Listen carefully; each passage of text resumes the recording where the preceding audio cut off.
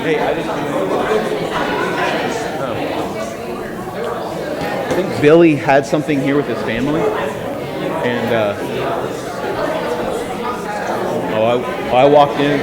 I came up for something else about 4:15. I walked in. I'm like,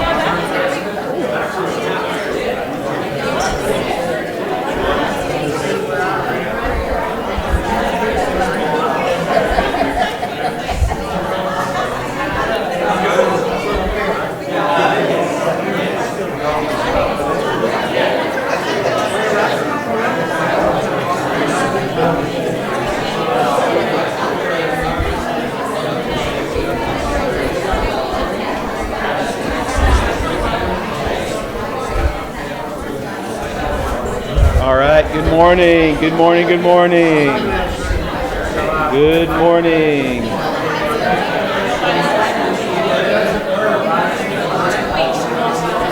I lost all authority.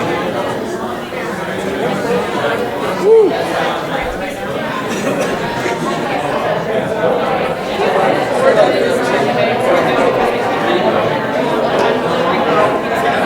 Good morning. Good morning. It is time for us to begin. Wow.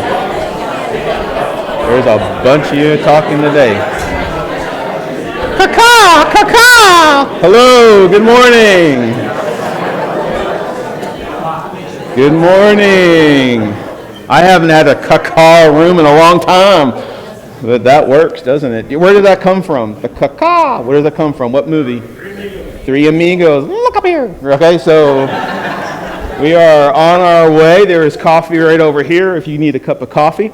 So we are moving and grooving. Let me tell you, I have missed you guys. I know it's only been a week, but Sally and I have missed being here with you.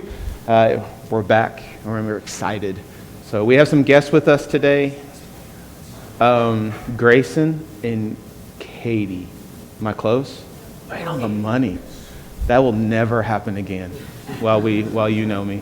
They're visiting with us, so make sure you say hi to them. If you need to gripe and complain at anybody, Grayson's the guy. He's going to be the Amarillo city manager. So gripe at him as much as you want. That's his job. He starts tomorrow, so we'll make sure we say a special prayer for him. You guys good? All right, how did we do last week? You taught last week in here? Y'all asked them, not me. Okay. All right, I really do want to start there. So we're starting part 2 in our series of love and respect. This is when we're going to be looking at the guys' side of this. And ladies, I really want your... Ellie, help me out. Thank you.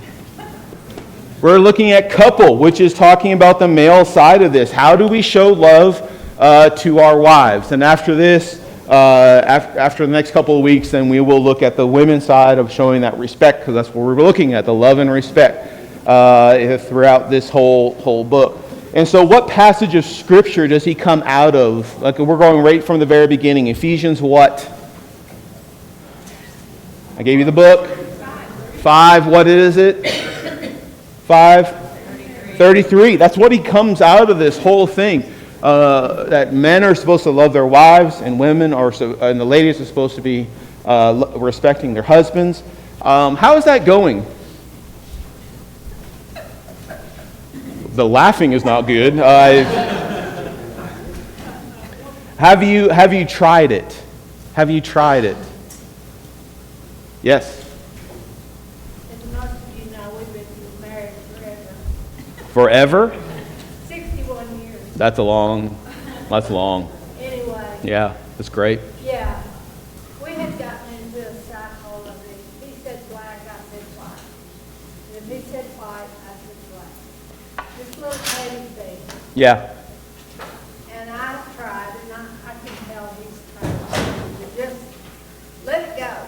Yeah. To just not have to have a response, not have to start that cycle. Yeah. You're witnessing that you are in understanding the cycle, right? If I don't show her love, she feels, if I'm not showing that love, then she doesn't feel like that she's loved. And then in turn, what happens? She feels unloved, so she's not going to show respect. And then on the other side of that, he doesn't feel respect, and so he's not going to show love. So you witness and you understand that cycle you've been on. Well, praise God. If someone can learn that after 61 years of marriage, what does that tell you? That maybe this is a process that you're constantly doing all the way through. This is not just, at the very beginning, learn a couple of things and you're good for their whole marriage. I remember, I think I told you this before, my parents were married for a very, very long time. It's when Love Languages came out. Do you remember that book? 5 Love Languages? My dad was sitting in the class, and the one love language they were talking about was the gift giving, and the light finally came on after 30 years of marriage. 30 years of marriage, my father figured out my mom's love language was gift, getting and giving. That's why at Christmas time it was so important for her to give a gift. It was so important for her to receive a gift. It was so important to her to have little gifts given to her throughout the whole marriage. And guess what he has not been doing at all? That, right? And it would drive him nuts. Why do we have to give a gift? That's how she talked about love. 30 years of marriage. Probably should have figured that out a little quicker, right? So we talked about tell me what you learned last week. Tell me what you learned. So the first chapter is talking about couple, right? How many of you were here last week? Let's just put you on the spot. Jay was. That's what I'm talking about. I know a lot of us were out of town. Well, actually, I was here, but I'm so mixed up on the chapters, I read the wrong chapter. You read the wrong, did you get it right now? You good? You good now? Yeah, I think that was chapter, okay, that was openness. It was like 8 or so or something. Yeah. So what did couple, what was he trying to make? What point was he trying to make with couple? Sum it up. Today. A way to speak love to your wife. Okay, a way to speak love to your wife, okay? Closeness, openness, understanding, peacemaking, loyalty, and esteem. Okay, how are we going to remember this, guys? Can I show you how I remember it? Because I do weird things, so I can't just memorize things like this. So I think about, I come close to my wife, I open up. What's next? I understand. Okay? See what happens? You got to learn, right? So I come close to my wife, I open up, I try to understand. What's the next one? Peacemaking. Peacemaking. Trying to do a little peacemaking here, right? What? Why are you laughing at me? This is a serious moment. It works. I know, right? Peacemaking. What's that? What's the next one? Loyalty. No, don't tell me. Just tell me the letter. Loyalty. Loyalty. Oh, me, loyal. And then the E is exalt or something like that, right? Whatever. It's the same thing. And I'm going to lift her up, okay? So that's how I've learned what I'm supposed to be doing. But yeah, this whole couple, the whole point of that chapter was to say we're supposed to become a couple. What does that word mean? When you hear the word couple, we're supposed to become this couple. What does that mean? Just put it in your own words. Can't think of one without the other. I love it. Another one? I heard something. No? Give me another one. Thinking of her as much as yourself. I love it. Going in the same direction. Yeah, as if you're a couple, you're supposed to be going in the same direction. Good. Anybody else? Can't have one without the other. Can't have one without the other, didn't you? But did I say the same thing I have my blue hearing aids in. Good. Anything else? You know, one of the points that he wanted to make in that is that she wants a couple, right? Guys, she wants to have a relationship. She wants to be seen. She wants to go in the same direction. She wants us to couple with her. Okay? Under our legal. That's 61 years of marriage right there under your rules, absolutely. But there is this desire to couple. And the whole point is, guys, how do we close this gap? How do we help this relationship? How do we demonstrate love to her so that we will have a relationship with our wives? So often when I hear people say, I want to have a good marriage, what are they really saying? Huh? Don't want to have any trouble. Okay, don't want to have any trouble? Say it again? No, that's right on the money. I want him to think I'm right. I want to be happy. I did that in a sermon. Remember what that means? I want to be happy means what?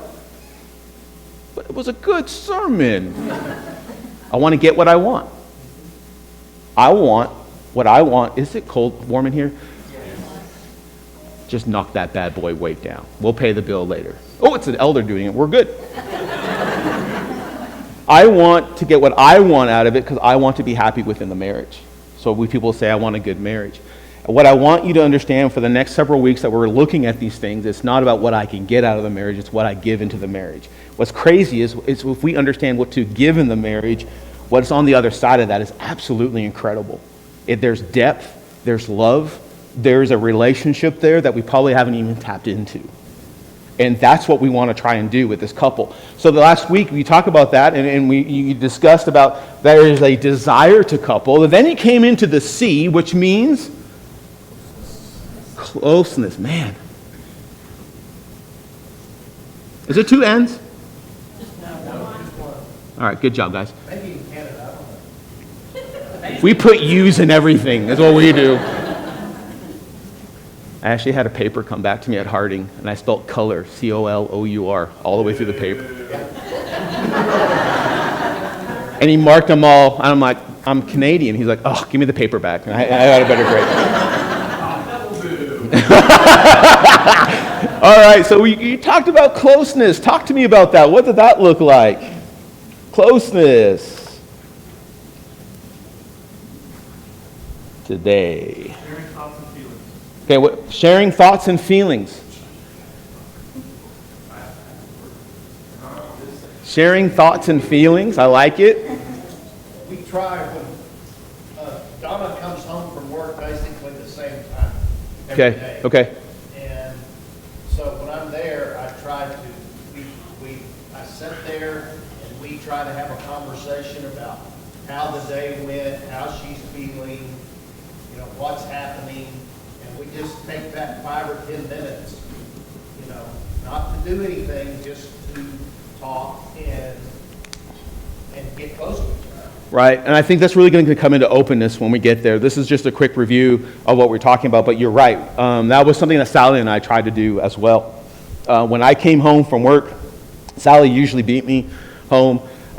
She was usually doing something, getting ready for the evening, and so I would be in the kitchen with her, or I would find her and spend time with her. Did that always work? The answer is no. We had these little things called children that bothered us all the time.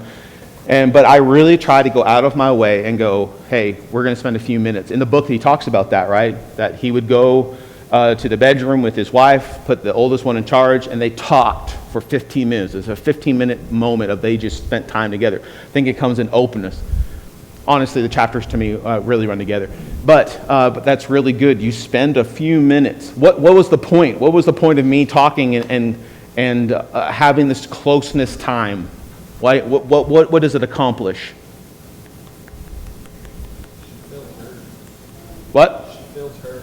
She feels heard. Again, that's going to be coming in to what we're talking about in just a little bit, right? I know if I had a stressful day, I could take that time to tell you about the stress, and it would be a way of kind of relieving it, so I didn't take that stress out on you or the kids for the rest of the evening. Absolutely, absolutely. We also had a code word. Do you have code words in your marriage? You should. I came home sometimes and she would say, bubble. What do you think that means? Get away from me. Shield, whatever you want to call it. It is bubble. I have come home and I was trying to detox myself on the way home from bus driving in the afternoons. I usually did it by music. By the time I got home, I was usually okay. Came into the house, we're good to go. There were times I walked in and go, oh, I'm bubbling today. right? And that was a code of saying, we're going to catch up, but right now, it's off the table. Is that okay? 100% yes. But we always made sure we came back and we had that time. I love this cleaving. Where does this word come from? What passage of scripture that we're thinking about when we talk about this cleaving, which he talked about in the chapter of closeness? Genesis, come on, tell me more. Where is it? Read it to me. Genesis what? What? That's not what I was trying to do. But we're going to talk about that spending in time a little bit more. I'm going to leave it to understanding. Come on, Genesis what? 2:24. Will you read it for me, please? Therefore shall a man leave his father and his mother, and shall cleave unto his wife, and they shall be one flesh. I love it. What does that tell you? Is it just talking about sex? What is it talking about, Rachel? Everything. What do you mean by, give me an, All just being together in every sense of the word, moving together through life. yeah, we're talking emotionally. We're not talking just physically. We're talking about spiritually. We're talking about every aspect of that marriage. You're walking side by side, and you are with that person 100%. Really good answer. And that's where he comes into this face to face. Sally will not talk to me if I'm watching TV. Why? Because I ain't not there with her, right? It's not multitasking. It is right there. You know what I mean? It could be nothing. And so what do you think she does when she has to tell me something? No, she does not.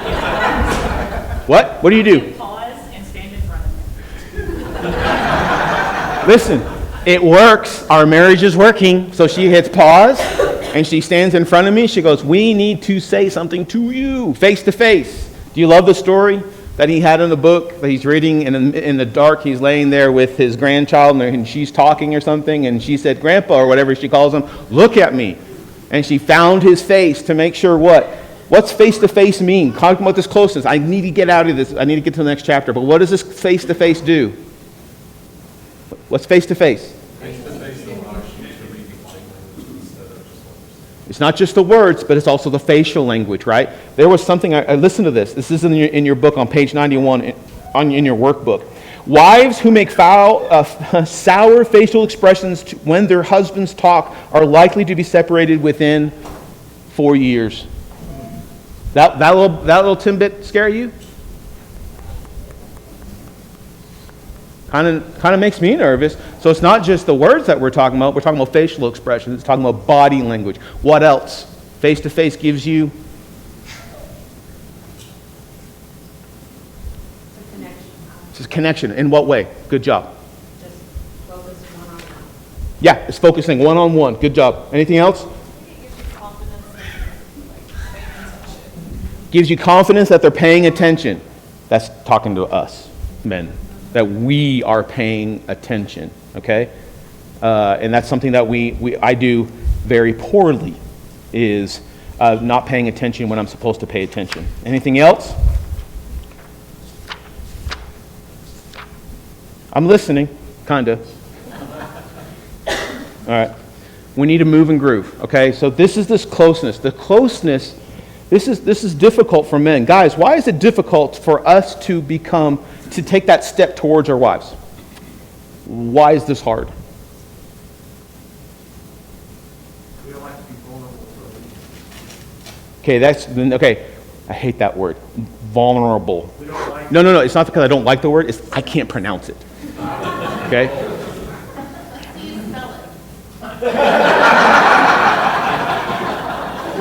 If we weren't in the church building, you know what I'm saying? We would have a discussion right there. That's what I would do right there. That's all right. We're going to let that ride. But you're going to make it into a sermon. It's true. Now, what we're going to find actually with that whole word vulnerable is our closeness, our openness, and understanding really going to come into all together. And it's really opening this up. So guys, why don't we want to be vulnerable to our wives? Because I think most men have had an instance where they were vulnerable and it was turned against them. Okay, so we did open up. Learn to not be vulnerable. Okay, so we've learned not to be vulnerable because of a past experience, and has dictated to us, that doesn't happen again. Builds really thick walls, doesn't it? Because once I've hurt once, it's not, you know what, one thing I've learned is this, and this is a lesson I need to try to get rid of. Hurt me once, shame on me, hurt me twice. No, hurt me once, shame on you, hurt me twice, shame on me. I don't get past one. Okay? You hurt me, we have issue. And it's going to take a long time. I heard something over here. Fear of losing that respect. How do I lose respect if I become closer or try to walk towards my wife in this relationship? It's just a fear of they see who you are, Okay? afraid that they're gonna judge you for it. Okay, so the fear of who you are may judge you for who you are and what you're going to present to them. Okay?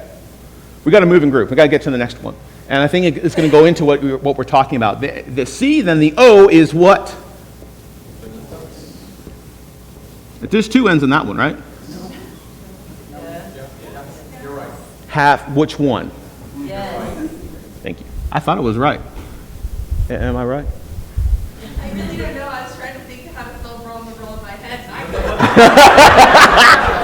Not the only one. Okay. This is something that men do not practice very well in our marriage, is openness. This kind of connects with closeness, but guys, why are we not open? There's the vulnerable, there's the I can get hurt, there's a fear of maybe that loss of respect. Is there anything else? I think it's actually how the brain is wired. Okay, what do you mean by that? I like it. I used an example last week. Like, I've always pictured, men getting together, having all this sitting around the fire, y'all stuff, and it ain't. It's just like, you just need to hear, oh, okay, it's dark, let's go to bed. That's it. Ow. As long as we understand it, and then I just think that it's, because I could start a story, and you might find this crazy, and go 45 different rabbit trails before I get to the point of it. And he would have preferred me just to start the story and end the story, and that's okay. Yeah. Wired differently is correct. And we don't sing Kumbaya around the campfire. It's more like, AC/DC, some other stuff going on there. But you're right. But guys, this is to the guys in here. Are we really, truly open even with our other men? Not always. Not always? Who said not always? Okay, Fort Worth, what do you think about that? I think it goes back to how we're wired. Yeah. And I think just even as a male, sometimes when emotional stuff gets brought up, we kind of go into a borderline, let's just say the RP and red line, because we're a little concerned that there's going to be something brought up that we might not know how to handle. Okay, We don't. That's good. We don't like that. okay, I like Like me, I do not like getting caught off guard. Okay, so if I'm open, I don't know how to handle it, we're not going to get caught off guard. But the funny thing is, the more we're open, the more practice we get at that. Don't, stop. Let me turn the page in the book one time. My bad, Canada. My bad. Hey, I brought some, Color with the youth. thank you. I brought some Canadian chocolates. You need to try some of those. Okay. I think it's dangerous to talk about openness, but I don't mean, if you talk about openness, especially in the male context, in a very general sense, then, yeah, I'm not going to be open with everybody, your guy I come in contact with. But I've got a cluster of friends that I've got a deep relationship with, Yeah, and I'm open. right. Okay, I don't have to be open with everybody, every male in the world. No, I agree, because I was the same way. I was the same way back in Bowie. There was a small group of men that I was extremely close with. They knew me, I knew them. We had accountability, but it took a lot of time to get to that point as well. It was one of those I had to release and go, okay, this is who I am. Now what are you going to do with me? That's tough. Is there a different definition of openness for men as there is for women? Ask them. I think if Diane and I got into a room and I said, what is openness to you? She would have a very different answer than like what I would give to her. Okay, give me openness for a man. Um, Putting you on the spot, apologize. Get ready, come to you next. I would say a willingness to be honest. I like that. A willingness to be honest, but not forthcoming. Very man of you. You got to follow that. Yeah, I mean, that's legit hard. I mean, go for it. Okay, not forthcoming. We dance around, we want the what ifs, the details, what led up to it, what's the tone, what's the, I mean, there's just a lot more adjectives. That's actually really good. Would you agree with that? Would everybody agree with that? More adjectives for women? To me, like, his openness is more experiential. Like, Ooh. something happens, so if you walk through somebody through an experience, then you develop openness. Where women maybe look for openness, this is a big difference. And I want to always go back to what Lynn said, like, it's not binary, it's not either or. Right. There's always a fluctuation. Yeah. But we'll be open, we'll kind of throw out tidbits to see how people respond and stuff. Yeah. But then kind of walk through it together. Yeah, it's good. Openness to me is when the guy comes home and says, I wrecked the truck, and the woman says, how do you feel about it? And the guy says, well, my shoulder's a little sore. And it's just, women are more interested in the feelings of openness and yet are more interested in the facts. This happened, this is the result. Okay. Uh-oh. Sometimes the openness exposes weakness. Yeah. Oh, no, it does. I agree. That is not masculine at all. Okay, so that exposes can you pin it? I'll come right back. You got it? I don't want to interrupt. Well, all I'm saying is in the society that we live in, Mhm. everybody is constantly on their phones and their scene. Everybody's perfect life behind the screen.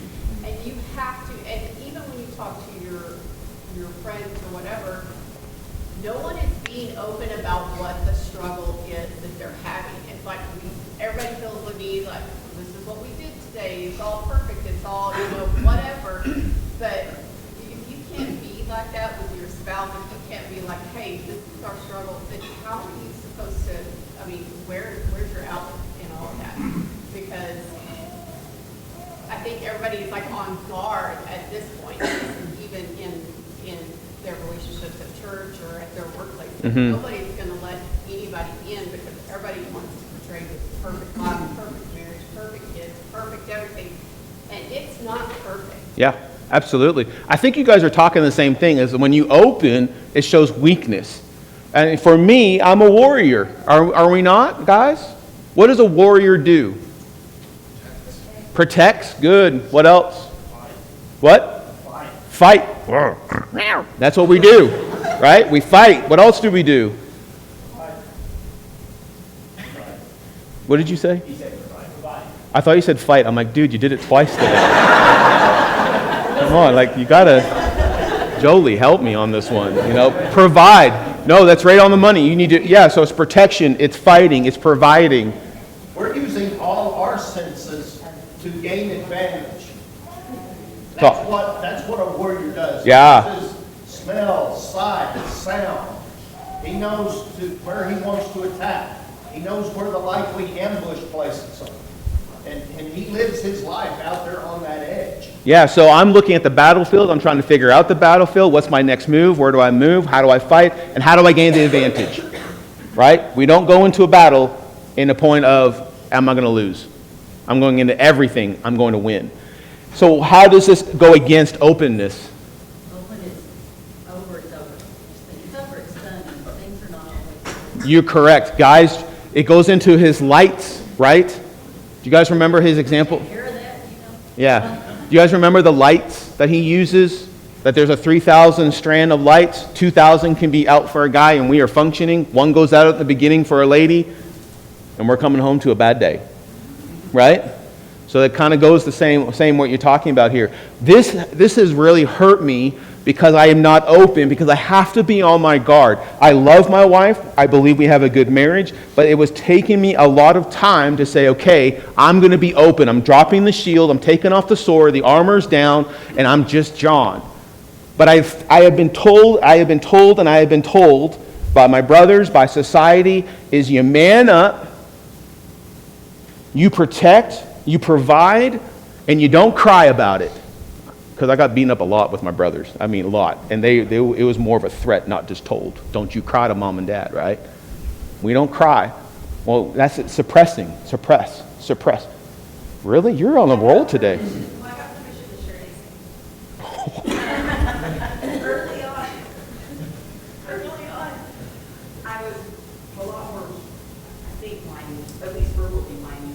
And I was like, you never say you love me anymore. He's like, look, I told you once, if it changes, I will let you know. Direct quote.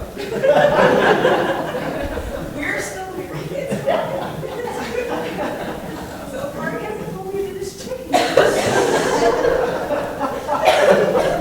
That really goes into number 3 in your workbook if you're looking in this chapter. It's talked about when we were in courtship. This was kind of there, guys, right?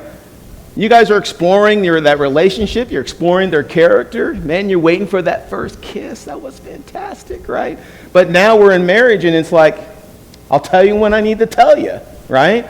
And for on the other side, our spouses are looking at us, guys, and saying, what happened to the guy that I dated who wanted to know about me? What happened to the guy that said, I wanted to spend time with you, I want to know you, I want to dive into this relationship? What happened to that guy? So guys, what happens to us? What happens throughout the years? Lie. What? Lie. Yeah, children. Yeah, I tell you. Go ahead. Say that again. The hunt is over. Explain that one, because I think we can all testify to that. A lot of guys like to go out hunting and they're hiking 3 or 4 days and then finally get the elk or bear that you want. And marriage, we go on dates and stuff and we get engaged, we get married, well, the hunting's over. We got our game. We don't have to try anymore. Look, man, I don't mind you sharing, but it's on you for lunch. You know what I'm saying? Like, I don't care. Your call. Well, in John, I've always just thought openness with men is just exhausting. Like, you talk about open, like we're opening the can of worms. Like, how long is this going to take? You know? And so, I love the expressions of your spouses when you guys are talking. You're like, I use a lot more words. so no, I want to go back to can you explain to what the exhausting part is of that? It's like, if we start this openness, now we gotta just go through the whole process. Yeah. We're all good and we can just understand each other. But hey, I love what you guys are saying, because this is going to take effort, this is going to take time, and it can become exhausting, right? I think when I was reading the chapter, like, my reaction to it was, it just said, just be open, but it didn't reframe that in a way that makes sense to a lot of men. You have to say, in order to be open, like, this is a problem you need to solve. Yeah.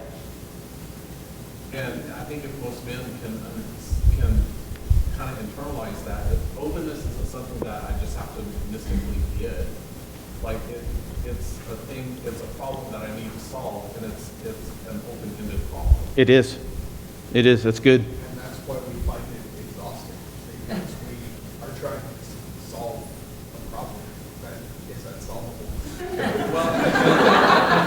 There's no way we can do this. I've done the math.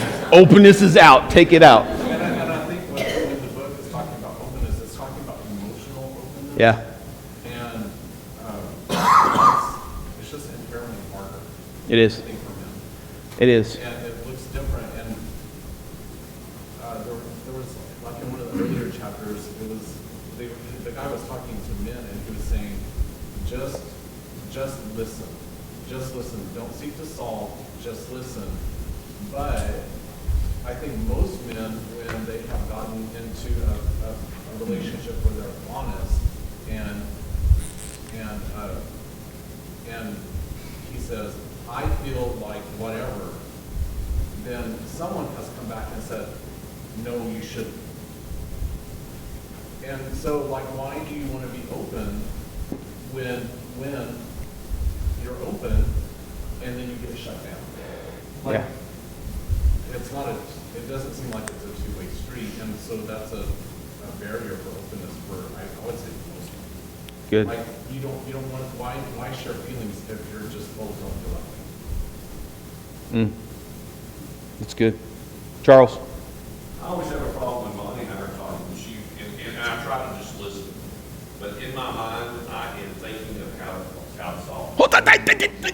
I'm not here. Okay. I'm going to come. That was a good segue, but I'm not ready for the segue. You know what I'm saying? Like, I got to get there, but not yet. I'm coming back to you on that. Pin it. I got you. The other thing about openness, and this is something that I really want to talk about. Number 4 in your workbook, if you were looking at your workbook right now, keeping your wife up to date. I kind of like what he talked about. He's talking about openness and some of those problems that they might be having and taking care of it at the very beginning. But I went through those questions and I asked myself these questions about Sally. At the very bottom of page 89 in my book, he says, "Is your wife a good-willed woman?" The answer for me is absolutely yes. Is my wife trying to control me? I didn't put an answer. Smart man. Is she trying to connect to be closer? Absolutely yes. Is she trying to make me feel guilty? Sometimes I feel guilty when she's doing some things, but I don't think intentionally she's trying to make me feel guilty. Now, the control part, I want to quote from my wife. I'll quote about her. She went through her education, got her master's degree, and I told her one time, "You'd be an amazing principal. You have the ability, you have the technique, you understand people, you understand teachers, you understand the system, and you're a leader. People look to you." And she said, "No, I'll never do that." She goes, "I don't want to be the head. I want to be the neck that turns the head." When she told me that, I wonder if I've ever been in control.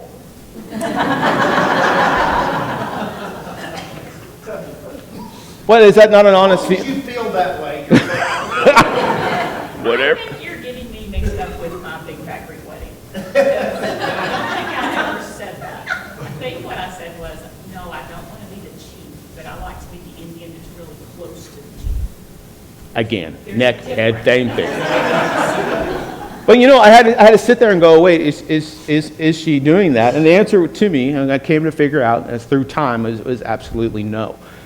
She's not trying to control, but we have a very close relationship. I know what she wants to be doing. I want to hit one more thing before we move on, which I only have a few minutes, but becoming embittered within our relationship. Remember when he talked about that in the chapter?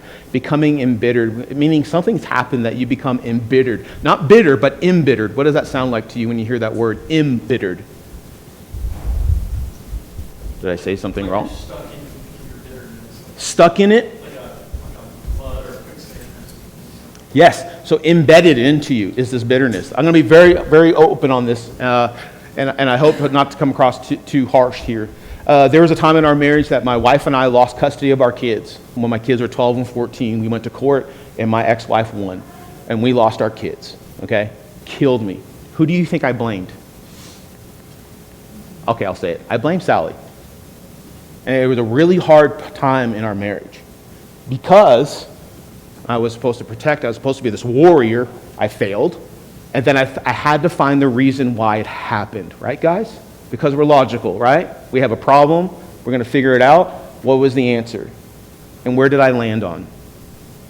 not me, is where you landed. Exactly. And I had to work through this. I had embitterment.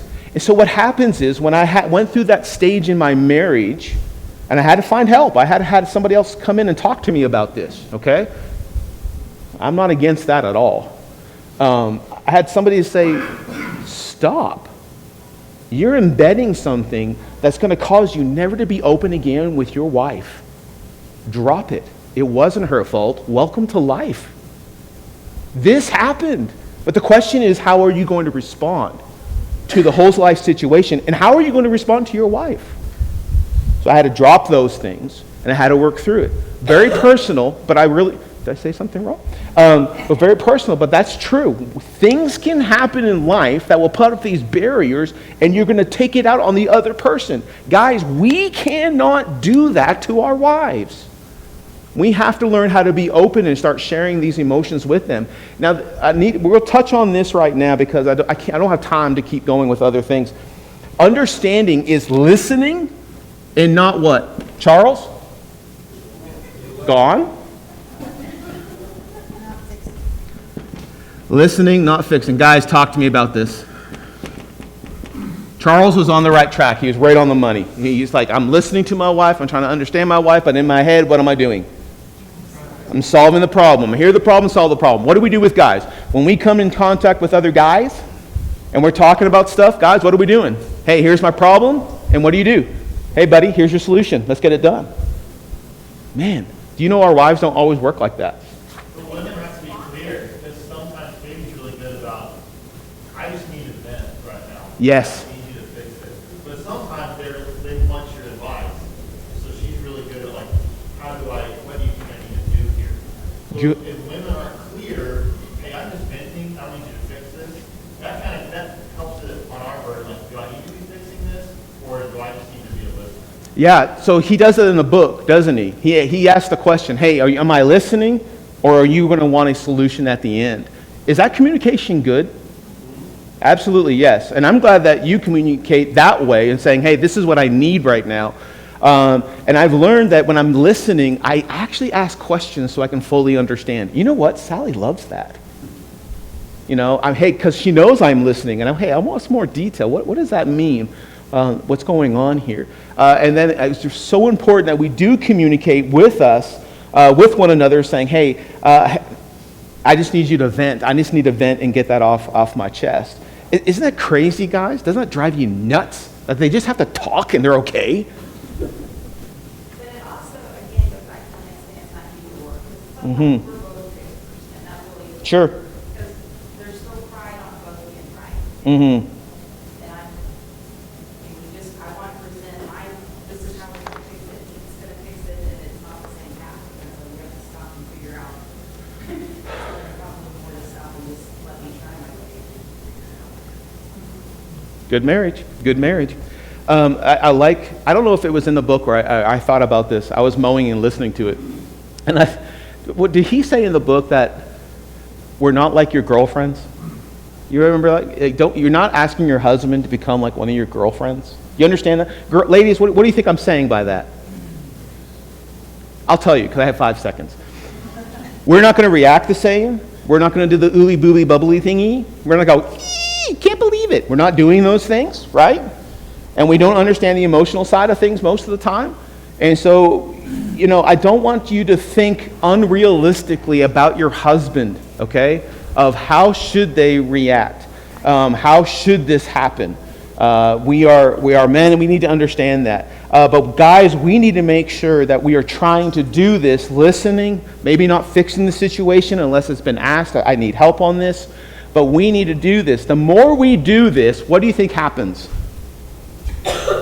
The more that we step in, actually open up, and we listen and understand, we're going to try to understand what happens over time. Becomes a habit? Who said that? That was good. Becomes a habit? Becomes a whole lot easier too. And then I realized something else. There's an incredible trust that I have with my wife because I have learned that this is a good place for us to be in. I believe with all my heart that she is going to nurture that relationship. She's not going to take what I say and use it against me.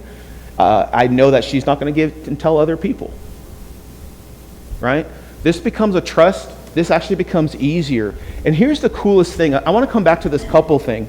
The one thing I want out of my relationship with Sally is find the depth of that relationship. I don't want to be happy. I want to find depth here. I want to find out everything about her. I want to know her character to the core. Because when I do that, man, isn't it fun? Isn't it enjoyable when you have those and you touch those moments with your husband or your wife and you're like, wow, I get to spend my life with you. I get to do these things with you. I get to experience grandkids with you. I get to experience a good restaurant with you. And you want to find out more. The only way that's going to happen is for us guys, who it's very difficult. We're going to finish the rest of it next week, okay? We only have a month left. And so we're going to finish the rest of it, the PLE, next week. But it's amazing what happens when we drop our barriers. Can I give a little piece of advice? I wanted to say something else today, but I'm going to stop here because I heard the first bell. Ladies, if they take a step towards you, don't use it against them. That's one of my greatest fears. If I open this up, is it just going to open up the list of what I got to get done? This is what I want. If you do that, do not blame your husband to take a step back and go, forget this. Embrace it, love it, and explore it. Are you hearing me? Caca. Are you hearing me? Yes, are you good? I know that we're ending on a pretty hard note there. But if I'm going to take this step towards and I'm going to say, okay, this is who I am because I want to understand me. I want you to understand me. I want to understand you. A lot of times that's used against the partner. We can't do that. Okay? Guys, go for it. Go for it. Find out what happens. Best thing you can do in your books on page 144 and 154, he gives you lists of things you could try and say. Okay? I tried this weekend. I tried some of these things. And my wife looked at me and says, you don't have to do that. Okay? Well, I didn't know, right? I said, hey, phenomenal meal. Thank you so much for doing that. And she, you know what she said to me? You cooked it. I took a can, put it in a pan, and gave it to you. All right? And she goes, you don't have to do that, but thank you for, all you had to do is really say thanks for warming up dinner. Really? I kind of put it over the top. You know what I'm saying? But you know what? Wouldn't have known if I didn't try it. So we're learning. And so I'm putting some of these things. Those two lists really will help you guys understand and they really help you, hey, what are some things I can try to say to my wife and break some of these barriers down on both of those pages. So I really would encourage you to look at those pages, read those over, and try them, okay? And again, ladies, man, but if he's trying something, let him have fun. Let him try it, okay? Let him fail. It's fantastic. We're going to start next week. At the end of this chapter, they talked about the weaker vessel, and I really want to talk about that with you. I don't feel like we should start that now. I think it's a way of starting next week. What chapters? I don't know what chapters this is. What chapters are these?